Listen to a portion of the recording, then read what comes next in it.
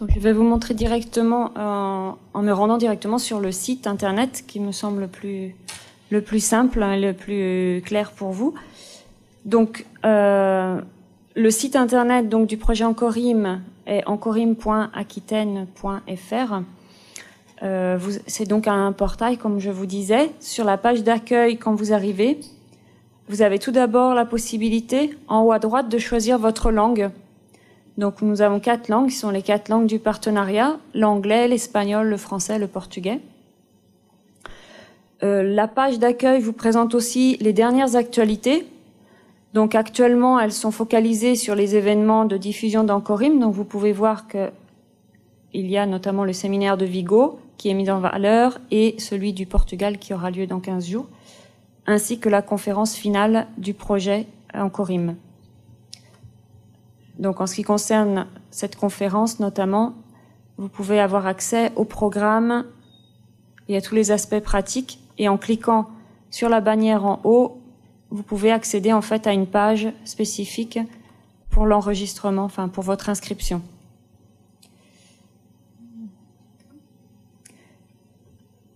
Alors, en revenant à la page d'accueil, vous avez aussi sur le menu de gauche la possibilité en fait d'accéder à la plaquette d'Encorim.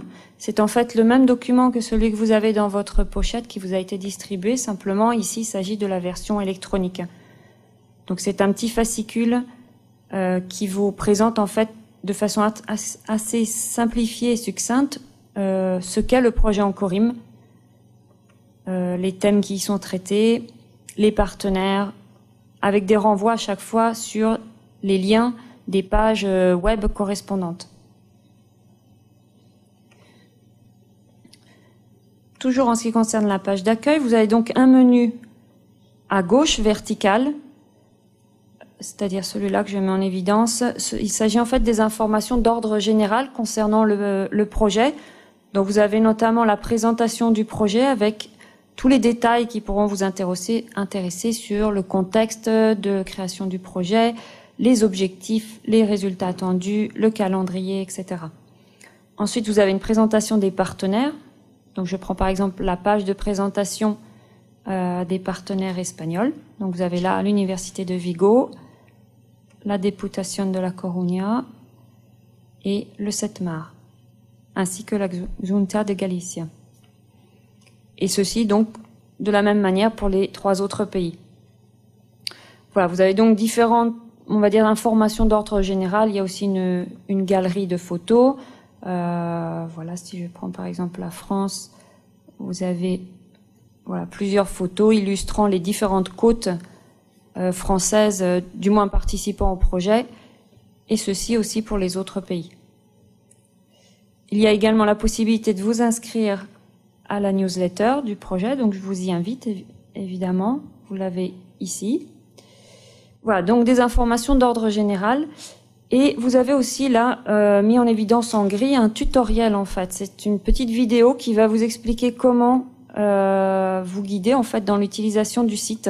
Donc elle est disponible dans les 4 langues et vous avez les différents chapitres. Voilà. Donc je ne sais pas si là on peut entendre le son, peut-être pas, mais je vous invite le cas échéant à aller la consulter. C'est vraiment un outil très simple qui va vous réexpliquer ce que moi je suis en train de vous illustrer de façon très didactique. Voilà, donc ça c'est pour les informations d'ordre général. Donc je retourne à la page d'accueil. Ensuite, vous avez un menu horizontal que vous pouvez voir donc vers la partie haute du site, avec 2 boutons orange et jaune. C'est en fait les boutons qui vont nous permettre, qui s'adressent en fait aux différents types d'utilisateurs d'Encorim. Je vais passer à l'espagnol, ce sera quand même plus pertinent. Donc, par exemple, si je clique sur le bouton orange qui s'intitule « Gestionnaire du littoral », vous avez une page qui s'affiche et qui explique en fait ce que le site Encorim est en mesure de vous apporter, de vous proposer si vous êtes un technicien, un agent d'une collectivité territoriale, un décideur, un élu. Donc voilà, cette page est en fait là pour vous guider et contextualiser le contenu du site à votre profil. Vous y avez notamment en bas de page tous les résultats de l'enquête dont je vous ai parlé ce matin, c'est-à-dire en fait les besoins des décideurs qui ont été consultés durant la première phase du projet. Vous avez donc les résultats qui sont disponibles région par région et aussi un rapport d'ordre général concernant l'ensemble du partenariat. Donc si je prends par exemple la Galice, bon là on est dans la version anglaise, mais vous avez ça dans plusieurs langues. Voilà, donc là vous aurez les résultats de l'enquête qui a été conduite en Galice en 2010-2011. Donc je vous invite à aller le consulter.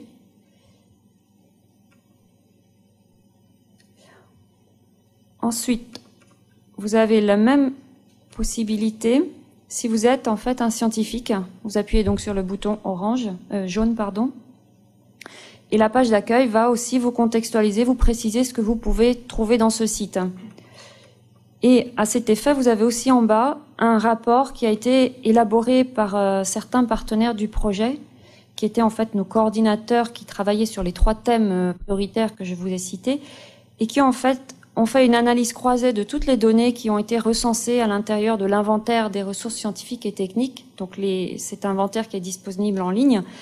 Et ce rapport, qui est assez succinct mais justement très précis, vous permet de mettre en évidence quels sont les éléments essentiels qui ont été retirés de ces inventaires. Donc quels sont les éléments principaux que vous pouvez y trouver, et aussi en parallèle quelles sont les lacunes ou les aspects sur lesquels il serait possible d'améliorer l'information disponible.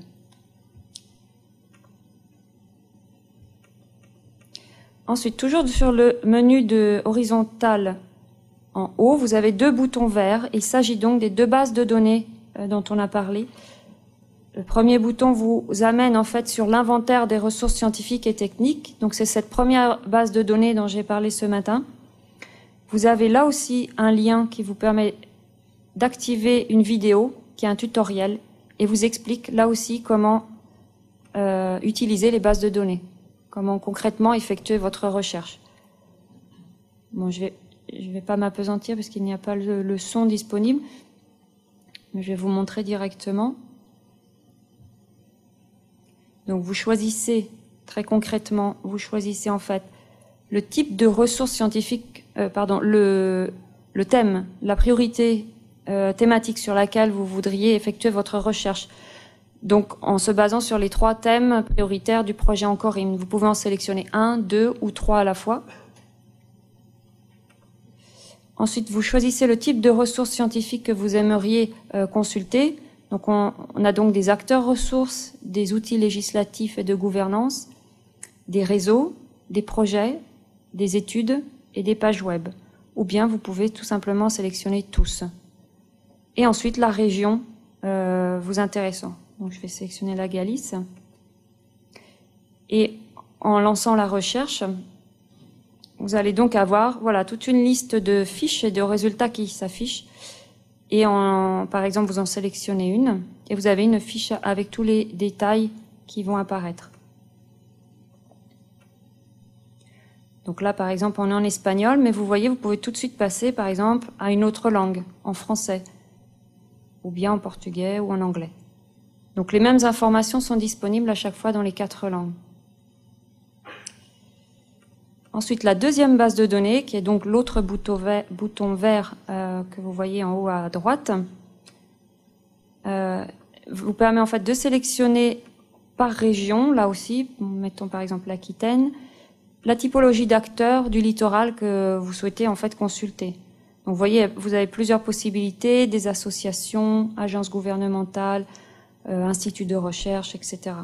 Donc, je vais mettre par exemple communauté locale en Aquitaine.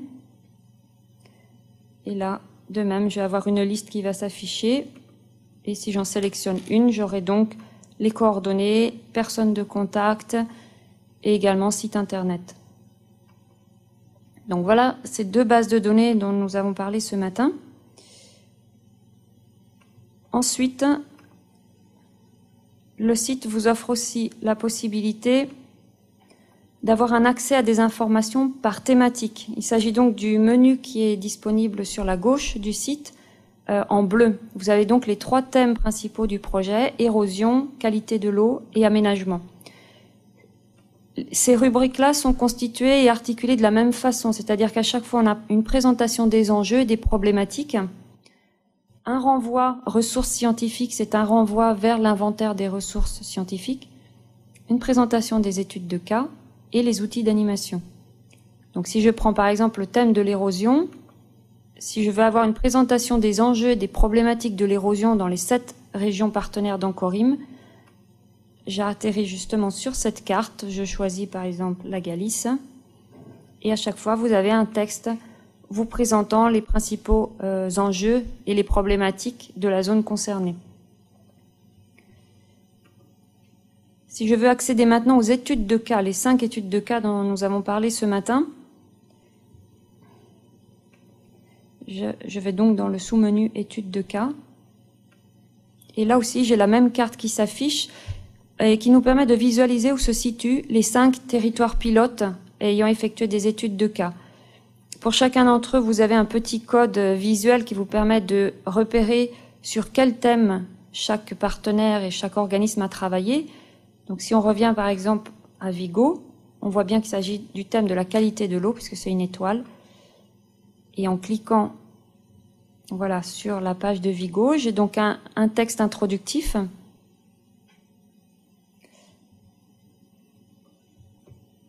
Alors attendez, parce que je suis en train de revoir ces jours-ci toute la partie informatique et de temps en temps, il y a encore des soucis qui subsistent pour l'affichage de certaines pages.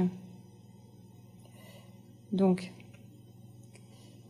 voilà, je reprends l'exemple de Porto parce que, voilà. Alors, vous avez un texte introductif, bon, la localisation avec la Google Maps, et à chaque fois, vous avez en bas de page les comptes rendus des visites qui ont été effectuées dans ces territoires pilotes. Je vous avais expliqué ce matin que des visites ont été organisées à l'attention des personnes qui souhaitaient rencontrer les acteurs locaux.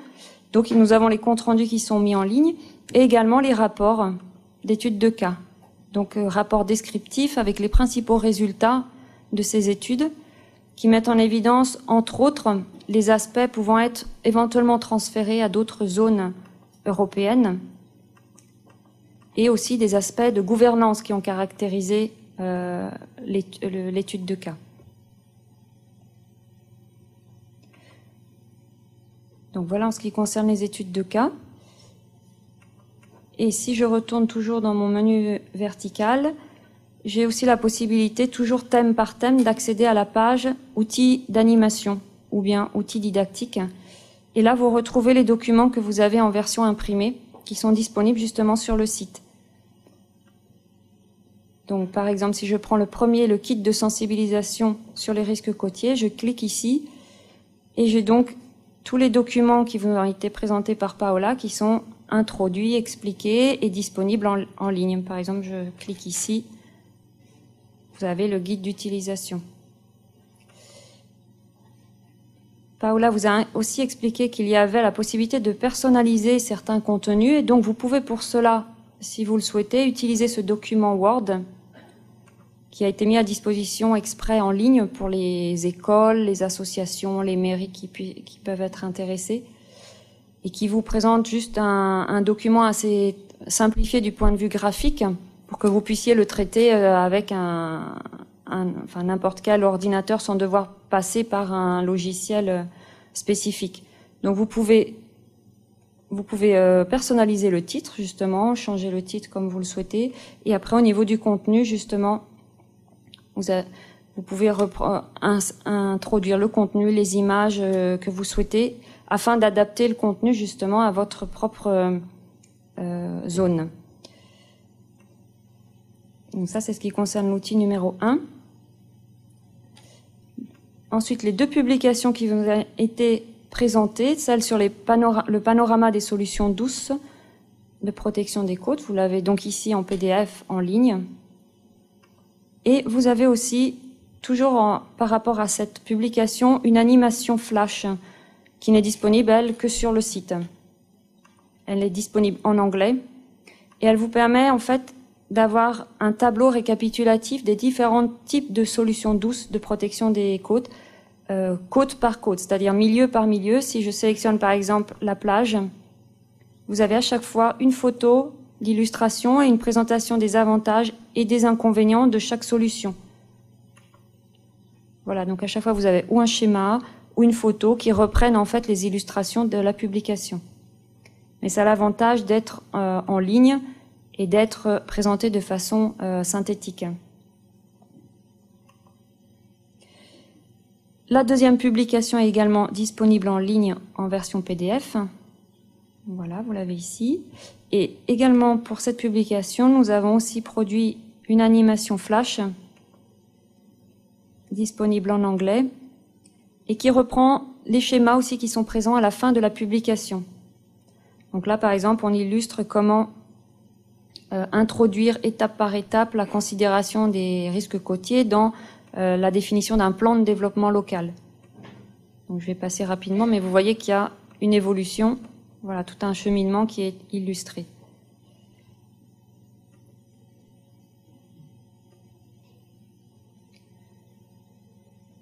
Voilà, donc l'essentiel des informations sont là. Je ne vais pas vous noyer avec d'autres informations, parce qu'il y en a déjà suffisamment. Et je reste à votre disposition si vous avez des demandes, des éclaircissements. Merci.